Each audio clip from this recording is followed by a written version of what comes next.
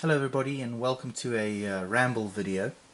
I wanted to make this video this evening just to respond to some comments that have been happening in the community at large, and just to give some thoughts of my own for what they're worth. I just wanted to briefly touch upon several topics, the first being what the hobby means to me, and then after that I wanted to sort of briefly talk about how in my mind your hobby cannot be your job, and then how that ties into this concept of the monetization of everything, which seems to be occurring these days. And then I wanted to tie that into some brief thoughts about 19th century utopianism and what that might tell us about the future that lays in store for us, or not, as the case may be. I mean, assuming we go to utopia, not a dystopia, right? And then at the end I wanted to sort of talk about my eclectic tastes in terms of what I like to watch and engage with, and how that manifests in, will hopefully manifest in my own videos, I suppose, to some degree. So yeah, we'll start off by looking at this table before us. So and we'll make stops at various points during the video, I suspect. But I wanted to highlight something here. This is kind of everything that's in progress, right, for me. And when I mean in progress, I mean it's been whipped out of the lead pile. It's been base coated. It's usually been undercoated, sorry, and it's ready to be painted. And you can see here it's quite an eclectic mix. So excuse the camera work. I'm not a professional cameraman, which will become very apparent as this proceeds. But here next to my Woodford Double Oak Bourbon, you'll see a unit of Austrian Grenzers, or Grenzers, I guess, in German. And they are, I finished painting them the other day, and they are rather dashing in their red uniforms. And then a little bit back from that you can see some Eldar Die Revenger miniatures, and further behind them you can see in the glare of the light there, hopefully get a better view for you here.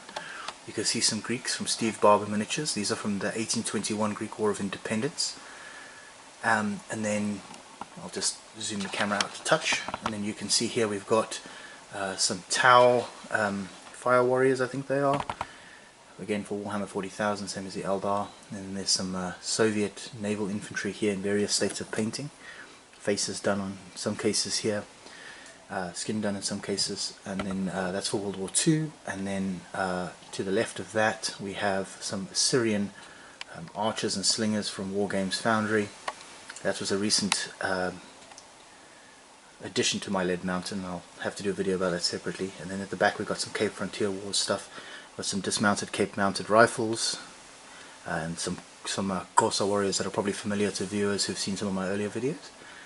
And then at the back there we've got, there's some Americans here lurking around, some plastic Perry Americans over there that are sort of in various stages of painting. Some sci-fi stuff. There's a British rifleman lurking at the back, and then, oh look here, there's some artillerymen for the War of Spanish Succession I was working on the other day. And I must admit, I was a little bit, oh, sorry, the camera's getting all over the shop now. Let me try and get a focus here. Maybe if I can stop wobbling it around, it might actually take for a moment. Let me just tighten that up for a second. Oh, it just doesn't. This tripod's a bit all over the place. It doesn't really want to sit now. That's annoying. It was fine earlier. This is not take one, I can guarantee you. I had the dogs with me earlier, and they were being insufferable, unfortunately.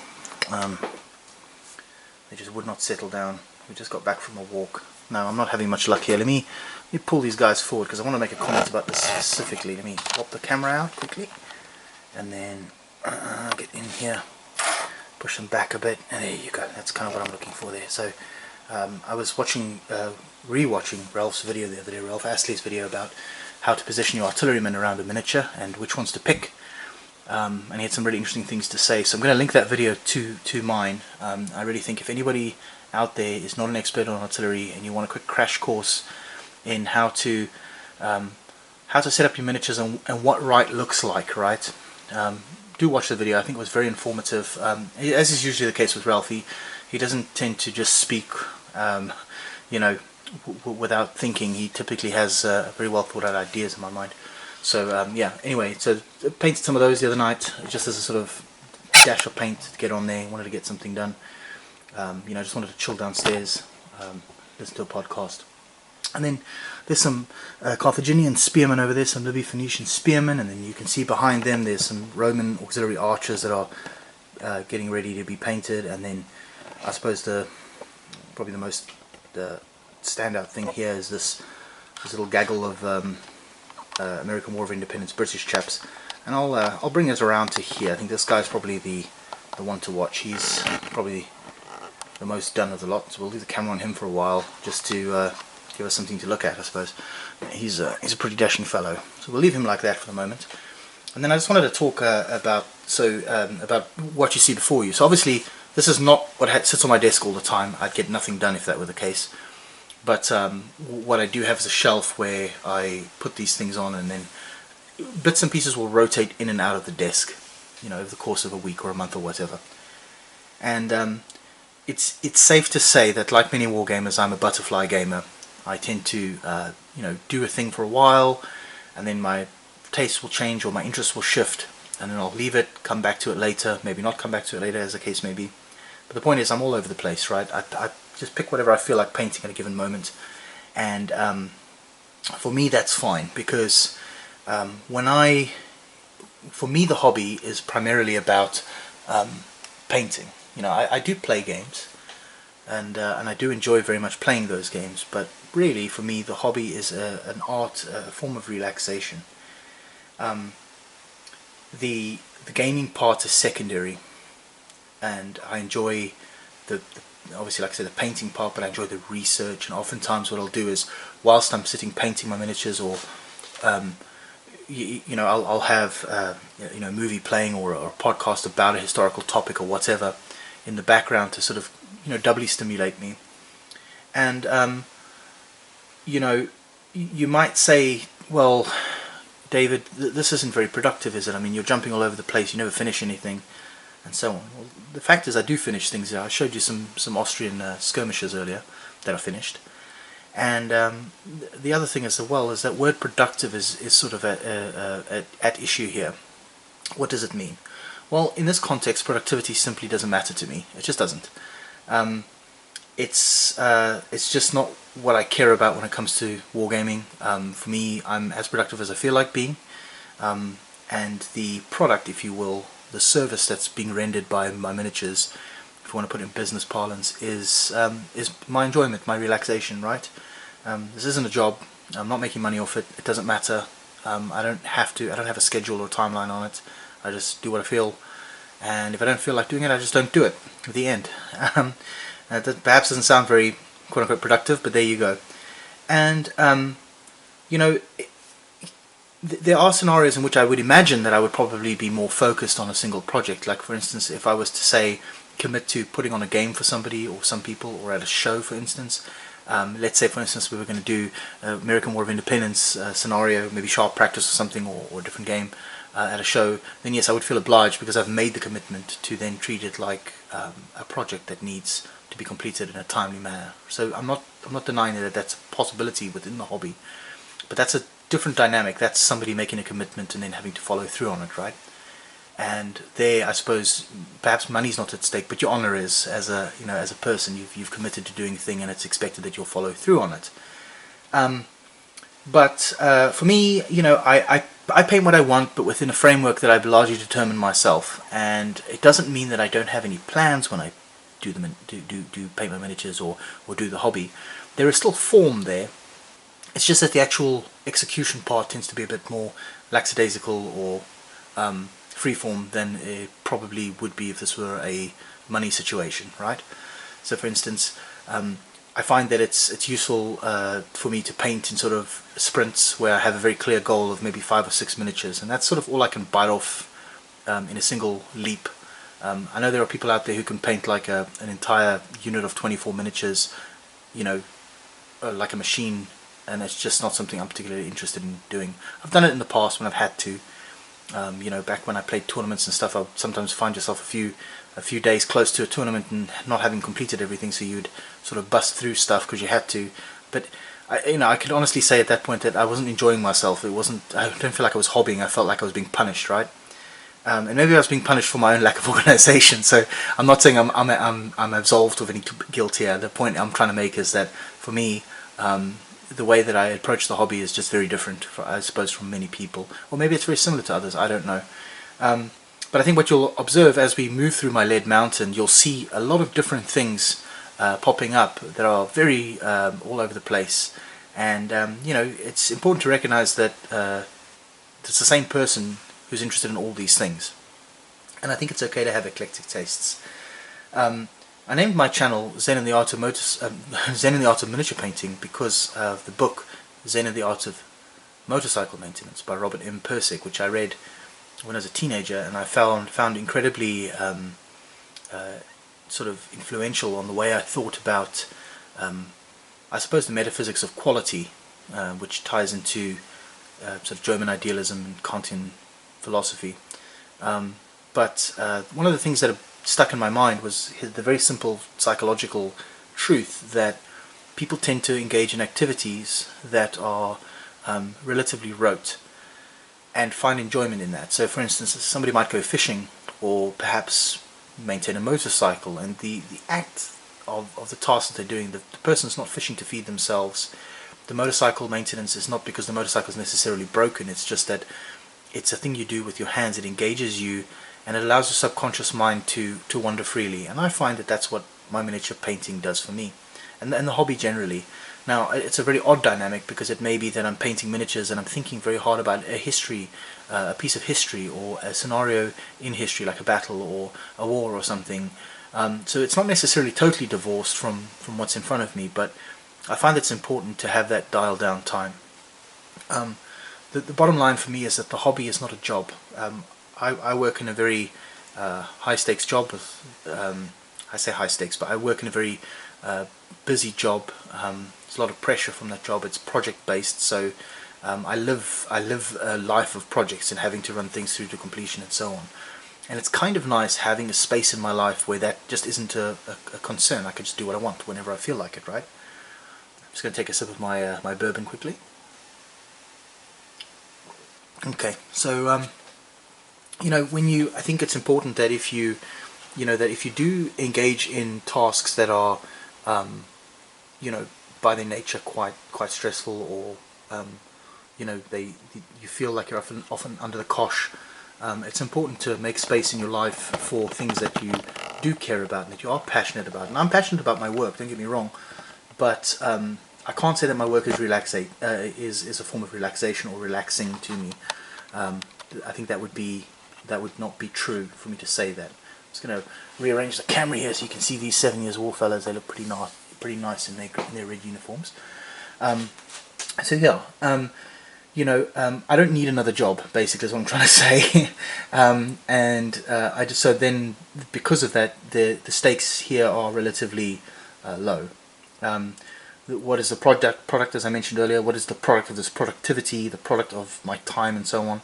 It's my enjoyment and my relaxation, and the fact that when I go back upstairs after having painted miniatures, I'm a lot more mellowed out. So I may come here of an evening, like this evening, come down here, paint some toy soldiers, have a glass of whiskey or something else, listen to music or listen to a podcast or whatever, and just enjoy the solitude for a moment. We live in a very busy world. We're constantly being contacted. My phone, because it's integral to my work, is just forever exploding with messages and stuff. It's nice to be left alone for a bit, right?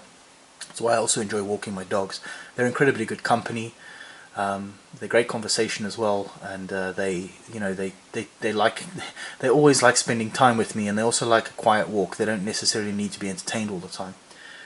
And I think what's happening in the modern world, I feel, to some degree, is that we've taken, we've conflated or confused or transposed, I suppose, necessity, things that are necessary and real and have to happen, and we've transposed them onto frivolity and vice versa, right? So we've taken the idea that work is something where you go and you're productive and you earn a salary or money or wage or whatever, and then you have the money you need for the necessities of life, such as shelter, food, clothes, and those sort of things.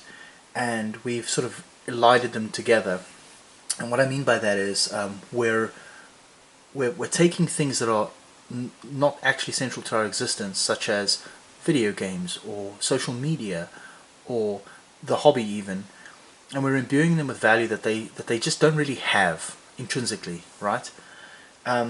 So there's a sort of risk here that, and I think this is sort of what I'm trying to talk about in terms of the hobby specifically. There's this risk that if you turn the hobby into the business or into a business, it's kind of no longer a hobby, right? Because you're not.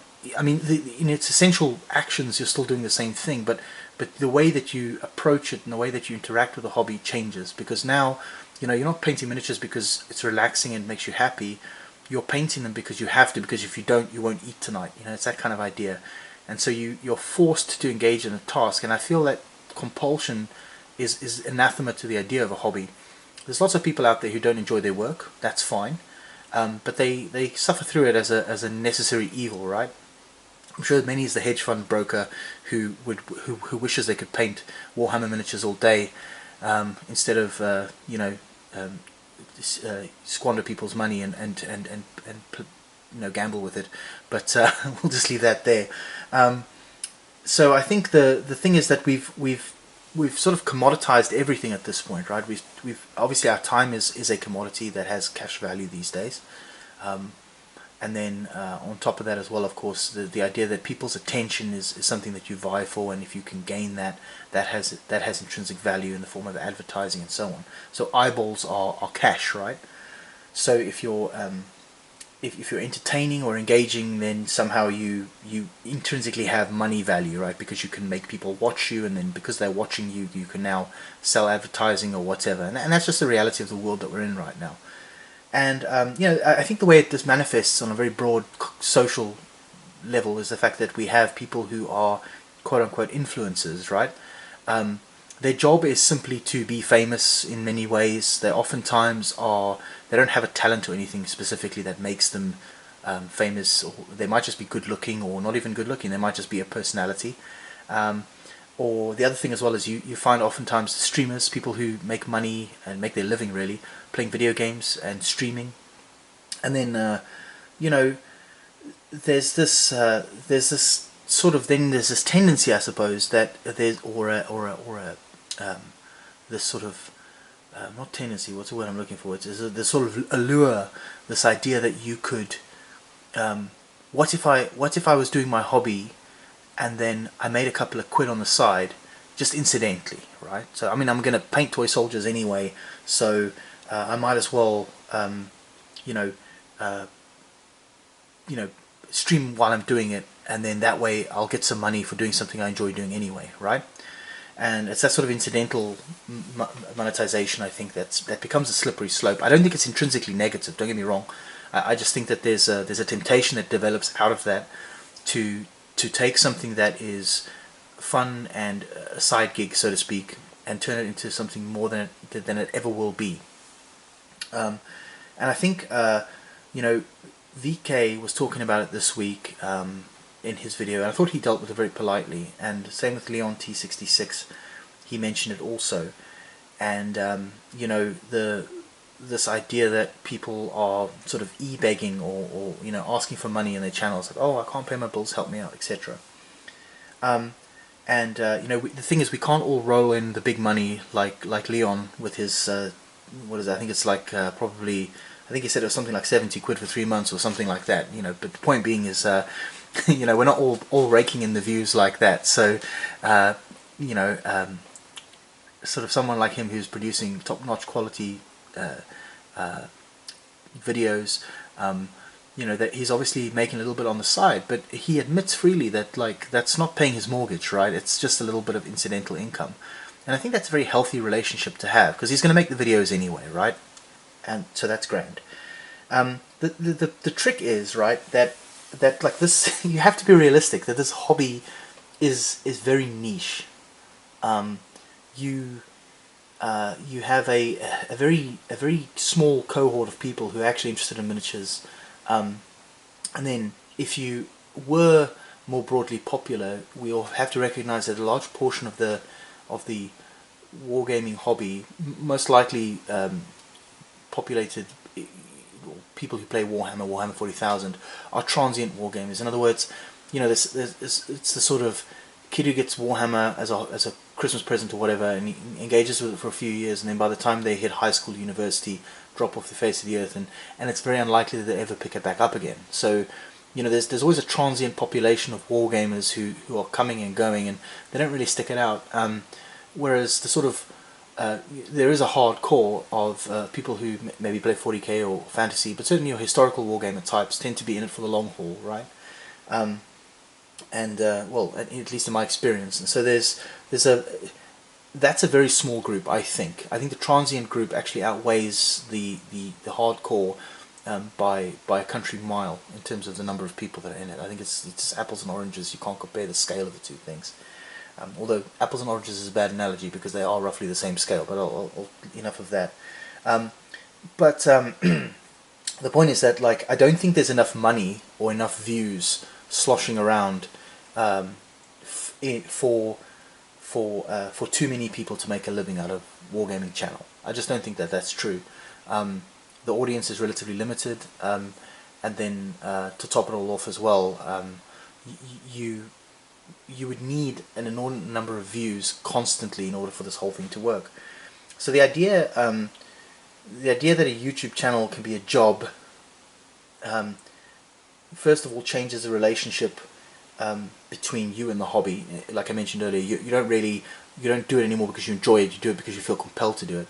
More importantly, I think you lose a degree of agency, because now you're no longer doing what you feel like doing or what makes you happy, which is the point of a hobby. And presumably if somebody said to you, how would you like to do the hobby for your living, you'd be like, that's amazing, I'd love to paint miniatures for a living. You know, but of course you would think it would be like I do now. I do whatever I feel like, whenever I feel like it, make videos about stuff I care about. It's going to be awesome. But the reality is it's more it's more sinister than that. In fact, really what happens is, if you decide to do that, you shackle yourself to your painting desk and you become a slave to the YouTube algorithm, right? Because that algorithm, on any other platform for that matter, is going to determine what works and what doesn't work. So quality is less important in terms of the quality of product that you're providing for your viewers, right? The videos you're making. What matters is engagement, and that's where this whole influencer thing ties in. Influencers are popular because they engage people. People respond to them, right?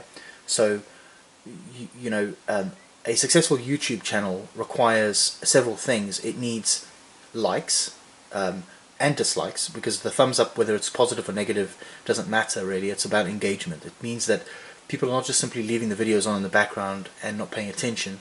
It means that YouTube can say, they clicked like or dislike on the video. That means they're watching it, which means if we put an advert in it, chances are that people might actually see what we're advertising, or what the advertisers are paying us to advertise. Then they obviously look at views as well. And there's a huge drop-off between the number of likes and the number of views typically in most videos, because a lot of people, again, passively engage with the content. They don't necessarily watch something and then respond positively or negatively to it. And then, of course, there's even a fewer number of comments. And the comments tend to be either incredibly positive and very supportive, or they tend to be outrage, right? Because, of course, one way to get engagement is to say things that are absolutely mad, right?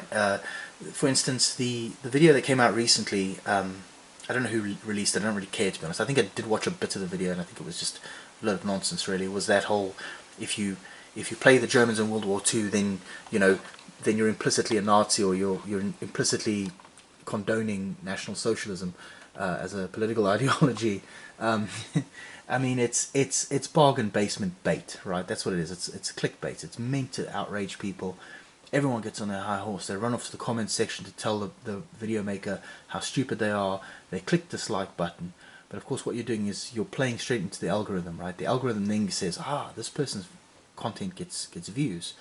And then that generates income for that person. So we're sort of, the algorithm in many ways encourages the worst kind of behavior. And you see it in politics as well, I suppose, to some degree. Certainly here in America, where there's a sort of like you get a boost from being outrageous, right? I mean, you know, the more outlandish you are, whether you're left wing or right wing, the extremities get more airtime because it's more interesting to look at, right? Nobody cares about the considered candidate because they're just not interesting to look at. They're not fun and they're not bankable in terms of clicks, views, and other outrage, right? So, you know, the modern world that we live in is encouraging the sort of worst parts of human behavior, I think, in some regards. It's the same compulsion, I suppose, that underpins gossip, you know, as a mechanism in society. You know, people feel like moral outrage at somebody's behavior and then tell everybody about how bad that person is, etc. So yeah, and I think that we see it in many ways. You know, you become a slave or a victim of the platform you're on and the whims of that platform. So if YouTube decides tomorrow that the criteria to be monetized is no longer 1,000 subscribers, it's now 10,000 subscribers, that's it. You've just lost your monetization. It's the end of your monetization. Sorry, you know, there's nothing you can do about it because it's like a game of football. The ball belongs to YouTube. They can leave whenever they want. They can pick up the ball and leave, and they can change the rules as they see fit because it's their ball. They can do what they want. And then and that leads oftentimes to these videos. And I've not seen too many in the wargaming community, but I know more broadly there are a lot of them where people will make these videos. Usually people that are sort of on the middle size of channel size. They'll have maybe a few 100,000 subscribers, and they'll create these videos saying, woe is me, I made a video and YouTube has decided that it's age restricted or that it can't be monetized because of some algorithm robot that decided that, and now I've lost out on all this earnings and I've appealed it, but it's too late now. They've gone back on what they said. They've reversed their decision, but it's too late now because I've missed the initial influx of the video, so I've wasted my time. And people get really upset about that, not really realizing, of course, that you're not owed a living for making YouTube videos. I mean, unless YouTube directly employs you and says, "Hey, listen, we want you to make videos. Here's some money. Make videos." Then you don't work for YouTube. They don't owe you money. That's not how that works. You're making a video. YouTube's offering to host it for you, and then they're choosing if they want to make some cash on the side. And sometimes they let you have a cut. That's basically how it works. And that might be unfair, but if you don't like it, go and create your own platform. That is fair. And then, and I think this has snowballed into other things. And I don't necessarily have an issue with these. I think things like Patreons are fine. If somebody wants to have a Patreon and they want to release videos early and somebody feels like they want to pay money to see a video a month early or a day early or a week early or whatever, and it matters enough to them, that's absolutely fine. I mean, in this world where people are selling bath water, I suppose it's perfectly okay for people to have Patreons, and I'm not denigrating what they do. I'm sure that the people that belong to those communities see value in what is produced by their Patreon money. So again, that's fine. You're paying for a service. You're entitled to spend your money the way you like. I'm not saying that you can't. What I am saying, on the other hand, is that just because you have a Patreon doesn't mean that people have to support your Patreon. It doesn't work that way, right? Your product, your service that you're providing might not be as valuable as you think it is. And I think that this is kind of, more broadly shown in things like this culture of eBegging that started developing. Not that Patreon is necessarily eBegging, but, there's a situation where every time something goes wrong, people will have a GoFundMe, and I think while we can all agree that charity is good in the sense that it's nice to help people, right? There is a sort of limit to that.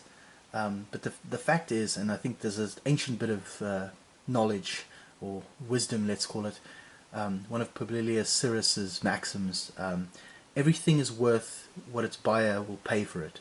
And I think that those words have never been more true than today. The reality is that if you make something and it's one video amongst millions every day, it's very unlikely that it has a market value consummate with your time that you put into it, or with what you necessarily put value into the video. Unfortunately, that's just not how the economics of it work. Right or wrong is kind of irrelevant at this point. What it indicates more specifically is just the fact that if you're gonna monetize everything, you're gonna have to expect the fact that it's a market, and markets have variable prices for things, right?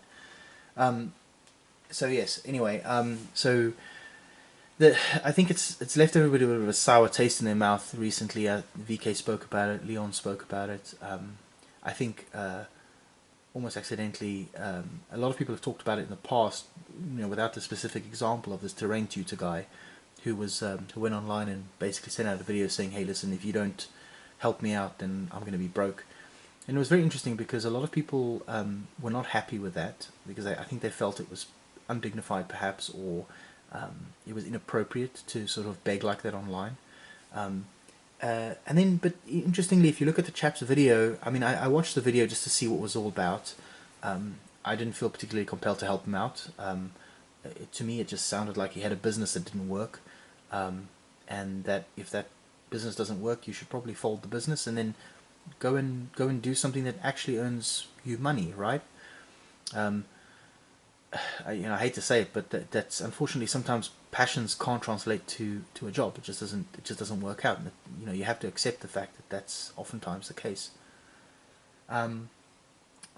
I also think that and just to cap that off, I think I looked at the comments on that video, and a lot of people were very supportive. So clearly this is a guy who does have people who care about him. They say they've donated to him.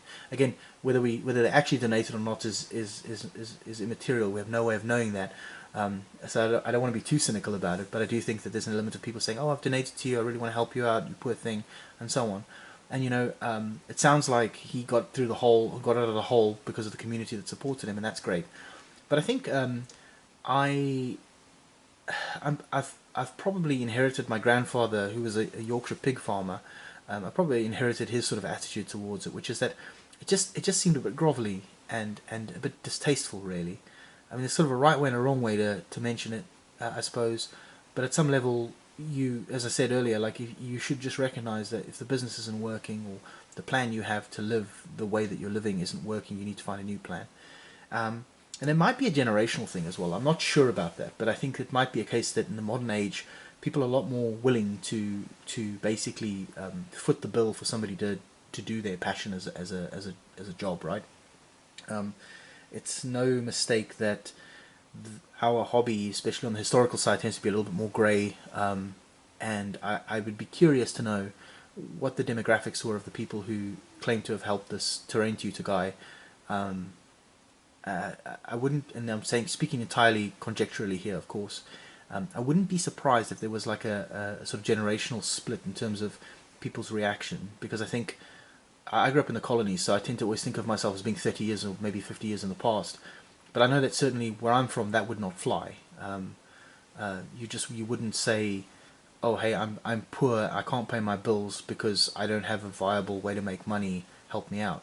What somebody may do is say, "Hey, listen, I can't give you money out of hand, but what I can do, I can offer you work. You can come and work for me and do a couple of jobs, and I'll give you a couple of bucks, and you can be on your way," or that sort of thing. And so maybe it is a generational thing. I'm not sure. I just thought it's an interesting kind of difference that seems to be, well, it seems less and less controversial to ask for help these days in that way. And maybe it's a good thing. I don't know. Maybe it's a bad thing. I suppose we won't know. And I think we're in a very interesting world right now. Let me just take a sip of this quickly. My throat's getting a bit dry because I'm waffling on a bit. And and I think like this sort of ties into some economic forces that have started sort of bubbling up to the surface in the last few years. There's obviously been this huge crypto craze and this whole blockchain thing that's been going on, and everybody's very excited about it. And last year, or maybe the year before last, there was all this hoo-ha about NFTs and non-fungible tokens, and people buying pictures of apes, for badly drawn pictures of apes, for millions of dollars or thousands of dollars or whatever, and then claiming that these things had value. To me, I look at it and I'm like, it's a picture. It's like trying to sell me a cowrie shell. It has no intrinsic value to me, right? But interesting fact about that was that I was doing some reading and some listening and watching about this topic, this crypto thing. And one of the interesting things was this idea that's developed, which is, in order to keep people engaged with video games, there's this idea now of play to earn video games. And the concept there is that you play a game of some sort, and then that your actions in the game are essentially a form of blockchain mining. and then as a reward, I suppose, for your busy work, you get given, every now and then you get given a kickback. Now that might be in terms of an NFT or some cryptocurrency, or it might just be in-game things, I don't know. But you can see where it's tending to. The idea is that, like, you know, you're commercializing, if you will, your leisure time, right? Which is, again, I mentioned earlier, like, just seems a bit kind of backwards to my mind. Like, you know, to me, your leisure time is your leisure time. You should do leisurely things with your leisure time, right? Makes sense, doesn't it? I suppose. But you know, it comes back to this idea that, like, if I'm going to play a video game anyway, why don't I just stream it, and then maybe somebody watches me, and then, you know, maybe I get a couple of cents from Twitch or YouTube or whoever, whatever platform I'm on, and then, you know, it's money for nothing, right? I was going to play the video game anyway, and I'm going to get some coin. Happy days. And I think that, like, again, this comes back to this concept of incidental income, or passive income, perhaps even. And I think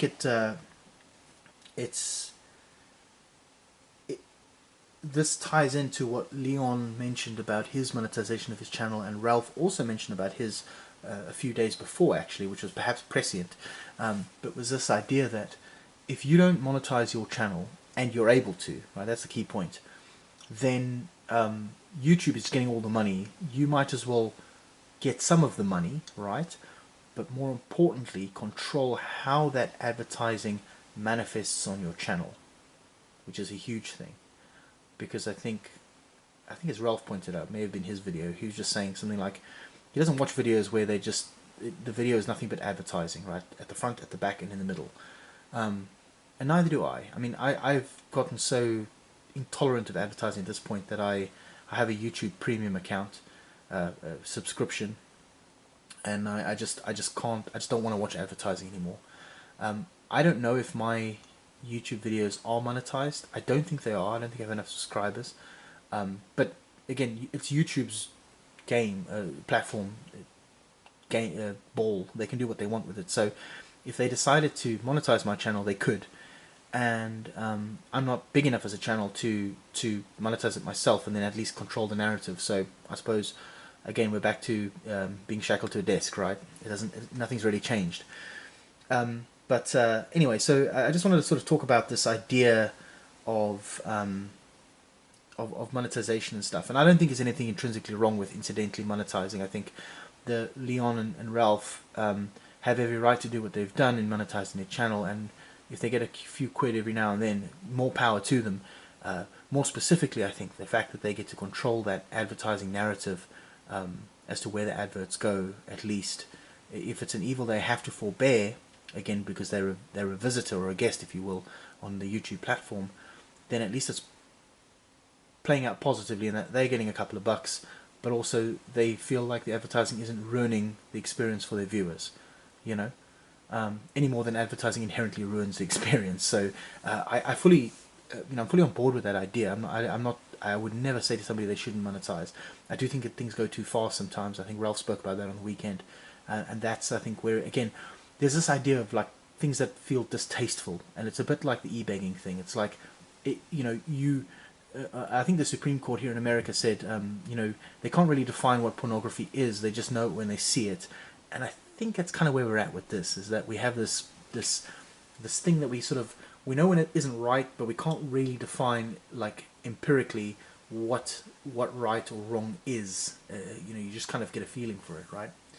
And then on that topic, I wanted to sort of echelon into conversation quickly about 19th century utopianism. So you can see there's a book here. Oops, sorry for knocking the tripod. I've been wobbly today, haven't I? I promise it's not the drink. This is my first drink of the evening. I got back from a dog walk, and I had them down here with me, snoozing away for a little bit, but then they got a bit restless, mainly because the sopping wet has been absolutely hoofing it down here today, and there was a rainy walk as well, so I couldn't keep them down here with me, unfortunately. So no dog footage today. But you see a little book back here. It's a William Morris News from Nowhere, and I've not read it yet. I've heard good things. I've read some other 19th century utopian novels, and like the one called The Great Romance, which is it was weird. Like we don't know who wrote it. It was just discovered in a library in New Zealand somewhere. It's a very interesting history just in and of itself, and that's kind of what drew me to it. But there was this idea in the 19th century, right, and probably started with the Industrial Revolution, was this concept that if work became more efficient, we would have to work less, right? Which makes sense, doesn't it? So the example I always think about is from Adam Smith's Wealth of Nations, where he talks about a nail manufactory, right? A nice boring job like that. Let's talk about that. So let's say, for instance, I'm a man who makes nails, right? And in the nail factory where I work, we do this. We do the division of labor to make it as efficient as possible, but we can produce 100 nails a day. That's the absolute maximum output we can produce. And then one day, somebody comes along with a machine that casts nails, and it casts 1,000 nails in an hour. Well, you might say to yourself, well, this is brilliant, right? We made 100 nails a day previously. Now we can make 10 times that number in a single hour. So all we have to do is work for 1 hour a week, and we've done all the work for the week, and we can go home and everyone can chill, and we'll make the same amount of money because we'll sell the same number of nails to our customers, but we'll have all this free time, right? We can do whatever we want. So we come into work on a Monday morning at 8 o'clock, smash it out for an hour, get the nails out there. We'll even help you pack them and ship them. By tea time, by 10 o'clock tea break, everyone's gone home, and it's a wonderful life, right? And isn't that just the most appealing idea ever? But of course, the sad fact is, is that nature abhors a vacuum, and what happens in reality, of course, is that the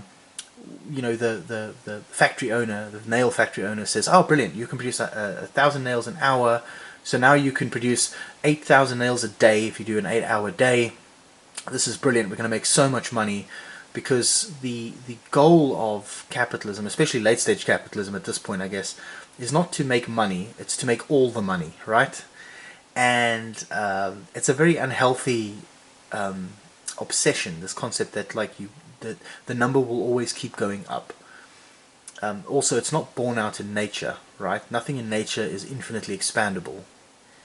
So I suppose we're in for a bit of a shock, right? At some point. But anyway, so these 19th century utopian writers had this concept that, well, as man is liberated from the shackles of the everyday humdrum, what will happen is the working day, or maybe the number of days you work per week, will shrink. People will naturally be happier, and with this newfound leisure time, we can devote it to things we actually care about, the things we're passionate about. So maybe I work at the nail factory for 3 hours a week to produce, 3,000 nails or whatever it is that I need to produce. And then the rest of the time, I might be a hobby farmer. Maybe I'm into Hereford pigs, and that's what I care about.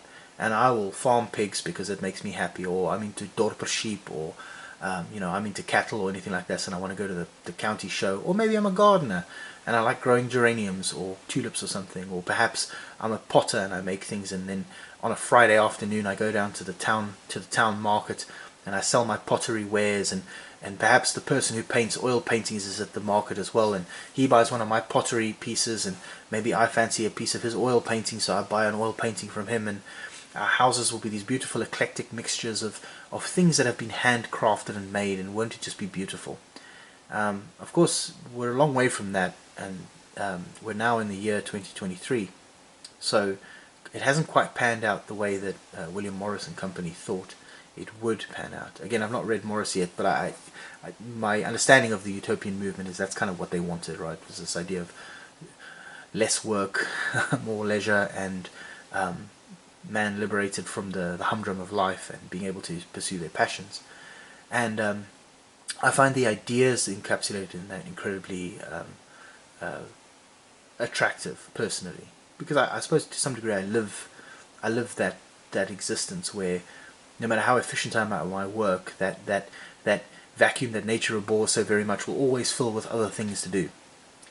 And the reality is that I like doing many things. I like my wife and I grow tomatoes, and it's something we really enjoy doing. It's a really niche little bit of gardening, but that's what we like. Again, I love walking with my dogs. I love nature. I love being outside and so on. Unfortunately, nobody's prepared to pay me money to just walk my dogs outside. So, I do have to work. and I don't produce enough tomatoes because I'm not an industrial scale farmer to make a living off it, right? Or never mind even feed myself. So the fact is that you know, we're still kind of we're still sort of where we started, I suppose, in the 19th century, in that we work.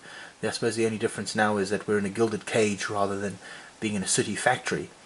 But the fact remains that we're still kind of stuck where we started. And then the reason this comes to mind is because I was thinking about this. Like we've sort of hit the opposite end of the spectrum, haven't we? We're sort of in this space, like a Morris-esque space, where doing what you like can earn you a couple of bob on the side, with things like YouTube and streaming and all that jazz. But it doesn't feel like a utopia. It feels very dystopic. And I can't for the life of me quite figure out why. Because I think, you know, we may say something like, well, surely the people who do streaming or whatever, they're doing their passion. But I don't think that's true, because I think what's happened is, if I'm a potter and I like making pottery and there's no financial incentive, in other words, I make what I like, and if it sells, it sells, and if it doesn't matter, my agency remains intact. On the other hand, if I make videos on YouTube as a side gig, the getting more views is going to encourage me to keep making videos. So therefore, I will play into that algorithm we talked about earlier about engagement, etc. And so therefore, it may be, if I stream a video game, what I need is a gimmick, right? So I might scream at the TV, or throw my controller at the wall, or swear loudly, or be very, very, very high-strung. And people watch me because they're amused by me getting upset when I don't win or whatever, right? And so then you become an actor, right? And that doesn't feel like what the utopianists were thinking. That feels very different. That feels like the shoe is on the other foot, so to speak, or the boot's on the other foot, and you're the victim again, right? You're not really the master of your own time or destiny.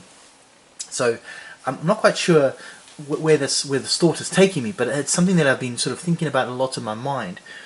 But what I suppose what I wanted to say was, if making YouTube videos is a chore for you, and you feel like you should be paid for it inherently, even just for your time, right? So if it takes you 3 hours to make a video, a really well-made video, and you feel like that at least entitles you to 3 hours of minimum wage labor or whatever, and that'll be market dependent, but whatever, YouTube is probably not the right place for you, because it's not fair. It's not meant to be fair, right? It's meant to make money for Google, who owns YouTube, and Alphabet, who owns Google, or whatever. It's not about you. It's about the fact that they just need content to shovel to people to feed them, and you're just a little cog in that wheel, and you make them an inordinate amount of money, right? Because you're keeping people engaged.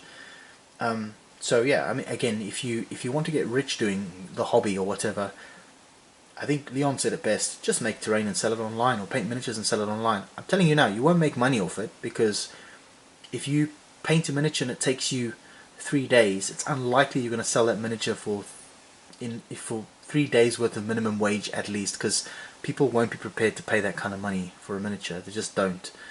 Maybe one-off pieces or whatever, there's a small market for that, I suppose, but you'd have to be really good and be really fast to make that economically viable, to feed you, etc., pay your rent or whatever. So anyway, the thing is that, and I wanted to sort of start finishing up now. There's this, for me, the thing about YouTube that I like about it is the fact that it's not TV. That's the key point for me, is that I'd never have the autoplay function turned on. I don't let it just decide what I watch next, right? That does not work for me. What I do is, and I'll show you quickly here, let me zoom out. Here we go. And I'll take the tripod on a slight little... I sit at this desk here painting, and then over there is a TV. And that TV has a Chromecast Ultra plugged into it. And from there I can stream from my iPad or my phone YouTube. And I can tell YouTube, listen, I want to watch a video by Von Ketteringham. Then what I want to do is, in the queue, I want to add a video by Leon, and so on and so forth. And then it'll play and it'll go through the list. And when it gets to the end, it'll just stop. I don't want a TV in my house. I don't want to just sit there and be broadcast to. And I think the thing about YouTube that makes it better than TV in my mind is that we get to pick our own viewing, right? Like you're not stuck with whatever the channel decides to show you. And people might say, well, what if you have 1,000 channels? Well, everyone knows the more channels you have, the less there is to watch, right? But the key thing is that we decide what our programming is, right? And if you are prepared to just consume, you know, without any thought or without any choice or agency, again, you can't complain later on when you get fed rubbish, right? Because the algorithm will naturally tend towards the stuff that other people are watching or that it thinks you're going to like and so on. So I'm very picky like that, and in this, by the same token, I'm very eclectic as well. So I'm fussy in the form of what I like to watch, but in terms of the content, I'm actually quite all over the shop. I love watching Ralph's videos of drone footage, or when he goes for a walk and he tells you all about his local history. He made a documentary about prisoners of war in Plymouth during the Crimean War, and it was dreadfully fascinating to me. I mean, it was fantastically well made, you know, and it's videos like that I find very engaging. When when Ian talks about his Napleton Coast area, to me that is more important than a video about wargaming. Yeah, obviously we've got that in common, but I think I find the personalities behind the videos far more fascinating. And it feels like it's about the closest thing you can get to sitting in a front room having a chat with somebody when you're separated by an ocean. And I find that very, very, very entertaining to watch. There's another person that I follow on YouTube called Malcolm Guyte. And he's a poet, I believe a Church of England minister as well. And his videos are very low rent. They're not clearly not made with a lot of polish and stuff, but they're so good, and I'll link to one of my favorite videos that he made, and I'll probably make a video about some of the things he talks about one day.